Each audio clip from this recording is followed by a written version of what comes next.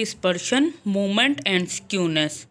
Okay, introduction क्या है? It is quite possible that two or more set of data may have the same average, mean, median and mode, but their individual observation में differ considerably from the average.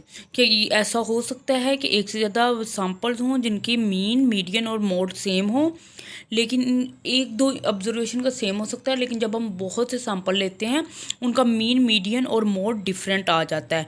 Thus the value of central tendency does not adequately describe the data, we therefore use some additional information concerning with how the data disperse about the average. इसलिए मतलब हमें और data चाहिए कि हम find out कर सकेंगे कौन सी कि डाटा एवरेज के गिर डिस्पर्स कर रहा है या नहीं। This is done by measuring the dispersion by which we mean the extent to which the observation in a sample और in a population vary about their mean. इसलिए हम स्टैंडर्ड डेविएशन और वेरिएंस वगैरह यूज़ करते हैं ये find out करने के लिए कि मीन से या मीडियन या मोड से डाटा की सैंपल्स के डिफरेंट जो सैंपल्स हैं उनकी वैल्यू कितनी डाइवर्ट कर रही हैं, कितना उससे डिस्पर्स कर रही हैं। A quantity that measure this characteristic is called the measure of dispersion, scatter या वेरिएबिलिटी। कि जो क्वांटिटी जो ये सब कुछ मेजर करते हैं उसे क्या कहते हैं? Measure of dispersion. स्कैटर कहते हैं कि कितना ये मीन के इर्द गिर्द अबव या लेस वैल्यू आ रही हैं, और वेरिएबिलिटी मतलब ये कितना वेरी कर रही हैं। It is desirable to have the measure of dispersion in the same unit at the observation zero when all the observation are equal। जब तमाम ऑब्जर्वेशन इक्वल आएंगी तो x माइनस एक्स बार मतलब हर सैंपल के मीन को जब पॉपुलेशन मीन से minus करेंगे तो आंसर जीरो आएगा। इंडिपेंडेंट ऑफ ओरिजिन पर से इंडिपेंडेंट होगा, मल्टीप्लाई और डिवाइडेड बाय द कॉन्स्टेंट, तो वो मल्टीप्लाई या डिवाइड होगा बाय कॉन्स्टेंट वैल्यू से। Okay, there are two type of measure of dispersion, absolute and relative. अब इनमें क्या डिफरेंस है? An absolute measure of dispersion in one that measure the dispersion in term of same unit और in the square of unit. Absolute measure वो होता है जो कि उसी सेम यूनिट या सेम स्क्वायर ऑफ यूनिट में डाटा को मेजर करता है कि कितना वो डाइवर्ट कर रहे हैं, डिस्पर्स कर रहे हैं। और यूनिट क्या हो सकते हैं? जैसे रुपीज़, मीटर, किलोमीटर, उनमें मेजर करते हैं। और रिलेटिव में क्या होता है? रिलेटिव डिस्पर्शन होता है that is express in the form of ratio और कोफिशिएंट या परसेंटेज, जिसे रेशो में, कोफिशिएंट में या परसेंटेज में बताया जाता है। और ये इंडिपेंडेंट होता है यूनिट से, यूनिट का इन पर कोई इफेक्ट नहीं होता। अब हम देख लेते हैं ये कौन कौन से हैं। The range, the semi inter quarter range और या quarter deviation, the mean deviation और average deviation and the variance and standard deviation. इनको यूनिट से कोई लेना देना नहीं होता। ओके, द रेंज क्या है? The range R is defined as the distance between the largest and the smallest value, मतलब लार्जेस्ट वैल्यू का और स्मॉलेस्ट वैल्यू। एक डाटा होगा हमारे पास, हम उसमें से लार्जेस्ट वैल्यू लेंगे और स्मॉलेस्ट वैल्यू लेंगे, उनका डिफरेंस फाइंड आउट करेंगे तो उसे आर कहेंगे। Where X M stand the largest observation, और एक्स नोट क्या है? वो स्मॉलेस्ट वन को शो कर रहे हैं। When the data are group and frequency distribution the range is estimated by finding the difference between the upper boundary of the class highest class and lower boundary of the lowest class. कि तब हम कैसे range find out करते हैं कि upper boundary of higher class and lower boundary of smallest class. The range can not be computed if there are open end classes, कि जब open and class हो तब हमारे पास हाईएस्ट कोई भी नहीं होती वैल्यू, इसलिए हम फिर रेंज नहीं फाइंड आउट कर सकते। रेंज के लिए क्लोज वैल्यू या ग्रुप डाटा या सिंपल डाटा से हम फाइंड आउट कर सकते हैं, लेकिन ओपन एंड हो या फिर लो less than more than case में भी हम रेंज नहीं फाइंड कर सकते। The range is a simple concept and it is easy to compare. It has however two serious disadvantages. दो एडवांटेज क्या है? It ignore all the information valuable for the intermediate value, मतलब ये highest और lowest value को से तो difference ले लेते हैं, लेकिन मिड में कितनी वैल्यूज आ रही हैं उनसे उनके बारे में हमें कोई इन्फॉर्मेशन नहीं देती, उन्हें इग्नोर कर देते हैं हम।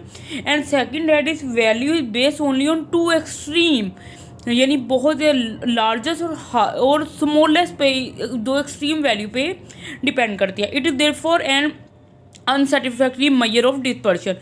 However, it is appropriate used in statistical quality control chart of manufacture product, daily temperature, stock prices वगैरह में ये यूज़ होती है।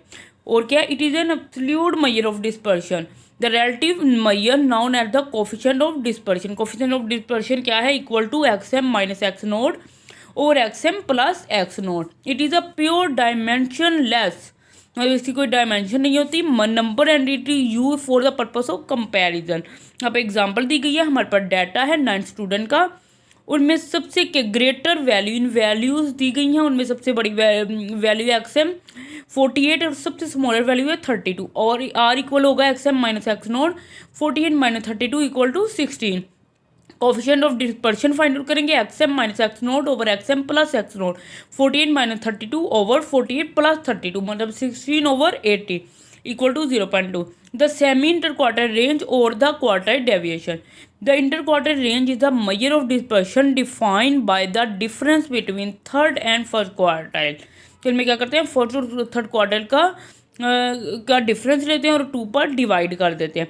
The half of the range is called semi interquartile range or the quartile deviation. Symbolically, we write it Q dot D equal to Q3 minus Q1 over 2. And Q1 and Q2 are first and third quartile of data. The quartile deviation has an attractive feature that the range median plus minus quartile deviation contain approximately 50% of data. The quartile deviation is superior to range. ये मतलब range से superior है and it is effective by extremely large और small value, और ये large और small value को बहुत इफेक्ट करती है। It is simple to understand and easy to calculate. It has certain disadvantages, इसके डिसएडवांटेज भी हैं। It give no information about the position of observation lie outside the true quartile, मतलब true quartile के जो outside बाकी observation है उनके बारे में कोई इन्फॉर्मेशन नहीं देती। It not amendable to mathematical treatment and it greatly effective by sampling variability. ये सैम्पलिंग वेरिएबिलिटी से बहुत इफेक्ट होती है कि सैम्पल अगर वेरी कर जाएं। The quartile deviation is not as wisely use as other measurement of dispersion. इसे हम उतना नहीं यूज़ कर सकते जैसे दूसरी डिस्पर्शन को हम यूज़ करते हैं, मेजर ऑफ डिस्पर्शन को। It is however the situation when extreme observation are thought to be unrepresentative. The quartile deviation is also an absolute measure of dispersion. Its relative measure called the coefficient of quartile और semi quartile. Okay उसका formula क्या है? Coefficient of quartile deviation का equal to Q3 minus Q1 over Q3 plus Q1, मतलब third quartile minus first quartile over third quartile plus first quartile. यहाँ पर हमारे पास जो ऊपर डाटा दिया गया था उसी में Q1 हमारे पास 36 है, Q3 45 है। इनका डिफरेंस लेंगे तो हमारे पास 45.5 आंसर आ जाएगा। कोफिशिएंट और क्यूटाइल में है 45 minus 36 Q3 minus Q1 over Q3 plus Q1 9/81 आ जाएगा 0.11। और जब हम सेमी क्वार्टाइल रेंज निकालेंगे Q D equal to Q3 minus Q1 over 2 74 minus 56। ये एक और एग्जाम्पल का, उसमें Q1 और Q3 है 74 माइनस 56/2 और 9 आ जाएगा। इसी तरह कोफिशिएंट और क्वार्टाइल डेविएशन लाएंगे तो 74/56 ओवर 74 प्लस 56 18 ओवर 130 आ जाएगा। द मीन और एवरेज डेविएशन के मीन या एवरेज से जब डेविएट करें देन हम क्या यूज़ करते हैं? The mean deviation of a set of data is defined as the arithmetic mean of the deviation either from the mean or from the median।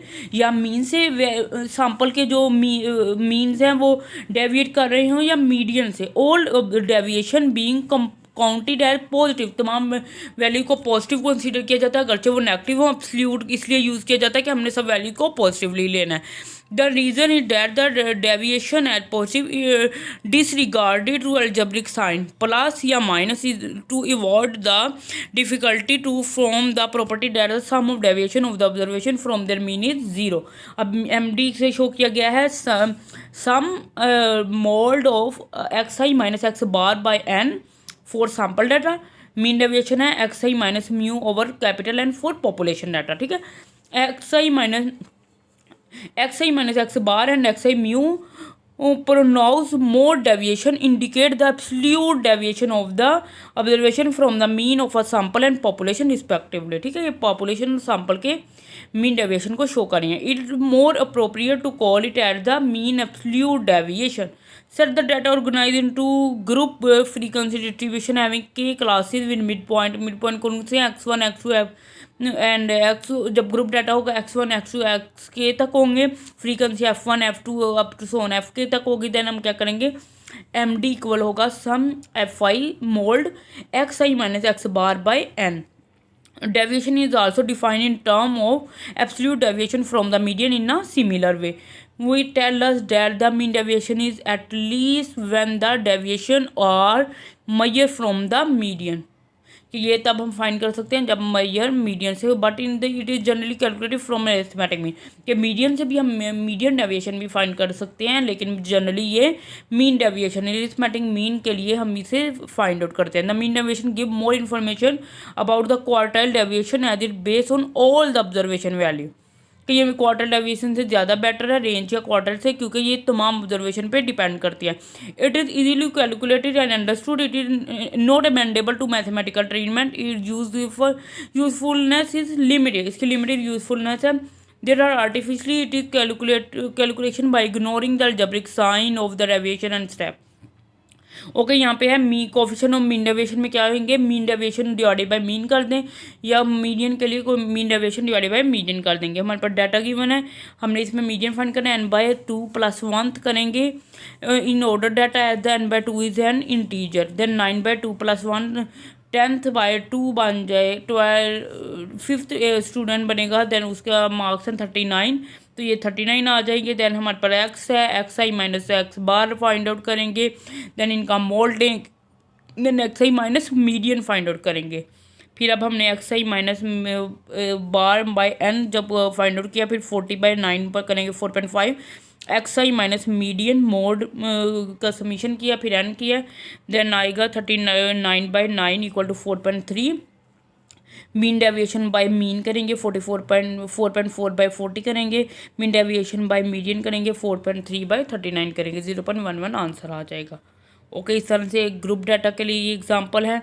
यहाँ पर एक्स आई है, एफ आई, और इसमें एफ आई एक्स आई है. Then है हमने पहले हमारे पास क्लासेस थी, हमने उससे एक्स की वैल्यू फाइंड आउट की, दोनों वैल्यू को ऐड करके 2 पे डिवाइड करके इनके मीडियन वैल्यू फाइंड आउट की. देन एफ और एक्स को मल्टीप्लाई किया. देन हमने एक्स आई की हर वैल्यू, फिर हमने मीन फाइंड आउट किया. Sum X I F I X I over N, इससे मीन वैल्यू आई 122.5. हर वैल्यू में से 122.5 को माइनस किया, देन उनको समीशन कर लिया. देन हमने एफ आई की हर वैल्यू को इस एक्स आई माइनस एक्स बार की वैल्यू से मल्टीप्लाई किया. देन हमने क्या करना है, इनका समीशन करना है. आंसर आ गया 1696.0 और डिवाइडेड बाय हमने फ्रीक्वेंसी पे कर दिया 60 पे. आंसर आ जाएगा 28.27. Thank you so much. Kindly subscribe this channel for more informative videos.